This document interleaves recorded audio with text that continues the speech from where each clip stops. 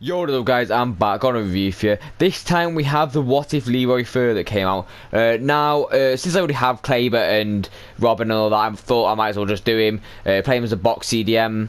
But in the games I played with him, I played all in friendly, some in the managerial masterpiece to get the new Dutch League free cards out, and then some in just classic match, just play a bit more higher ranked player, shall we say, just to see what he's really about. Sometimes I played him as a centre mid with a sniper to see what he's about going forward, just in case you wanted to play him more attacking wise. I don't know why you would, but I have put the option there for a few goals with him. Also, I played him defensively in CDM to see what he's like as a box or holding centre mid, but I'll speak more about that after. Let's get on stats then. So I'm not going to go too deep in stats, but he's 6'2", medium high, 3-star skills, 4-star weak foot. He's practically all Hull at club, and when he gets his upgrade for the 6 goals in, is it 5 games? I think that's what it is. He'll end up going all Hull at club, so that's 6 stats.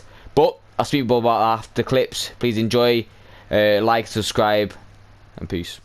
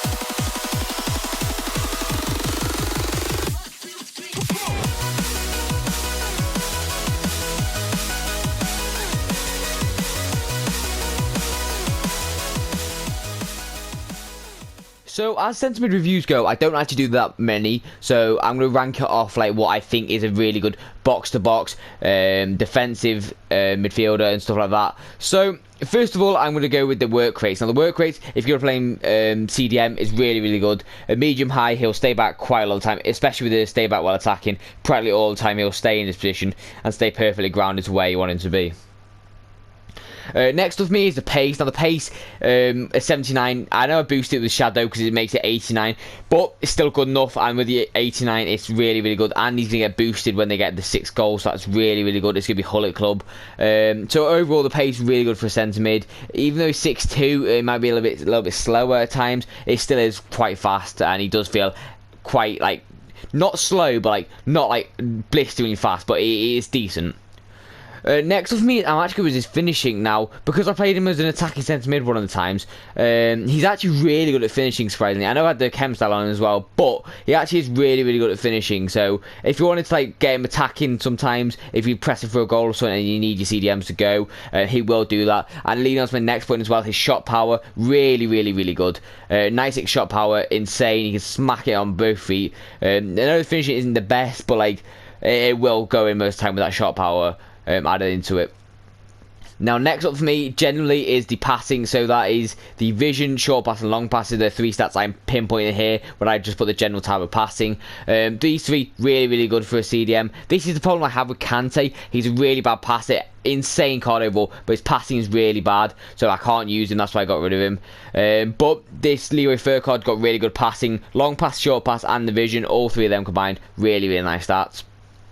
Next up, I'm actually going to go with the ball control. Now, most of the time, it's actually really good. It felt a bit high in that, but like sometimes it'll actually feel a little bit less than it. So this is weird, because sometimes it felt like 90 and sometimes it felt like 70 odd, because like he would take a loose touch because of his height, but then sometimes take a nice little close touch sometimes. So it's luck of the draw pretty much. Next up for me is his defensive. Now his defensive, like, I was going to just say like defensive awareness, but like general defending for him, really, really good. All stats for him. His stand tackle really good at 94 with the shadow. Slide tackle really good. Defensive awareness isn't the best, but it does feel a little bit better than that, so it's okay. Head and accuracy, I'll get more onto that later. But the interception as well, going 90, that's really, really good for CDM. Next up for me is his aerial ability. Now this is why I said I'm going to get onto it later. The head and accuracy and the jumping, really good. As you saw, he scored a corner for me. 95 head and accuracy and the 91 jumping at 6'2" makes him a really good near post corner threat. So that, if you want to just stick it near post to him, that's really, really nice.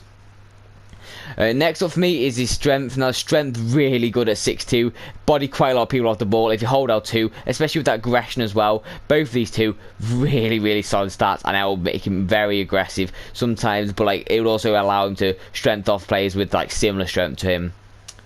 There's one I'm going to point out that I'm going to put it in a grey area of non-positives and negatives, so it's just to sit in the mid-ground. His stamina. Now, if you're going to play him deep and like sitting, it doesn't matter, that stamina is perfectly fine, but if you're playing like box-to-box, going forward and backwards, that stamina might be an issue late game, so just be wary of that if you are going to play him box-to-box. But that's all for positives. Now let's get into the negatives. So let's move on to the negatives then.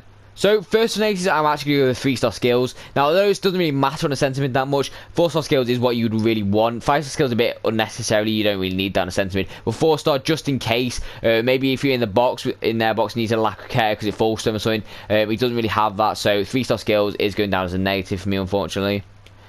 Next up is the curve. Now the curve is actually really bad for him. So let's just say you do get him in the box, try not finesse it with him. It's not going to go in.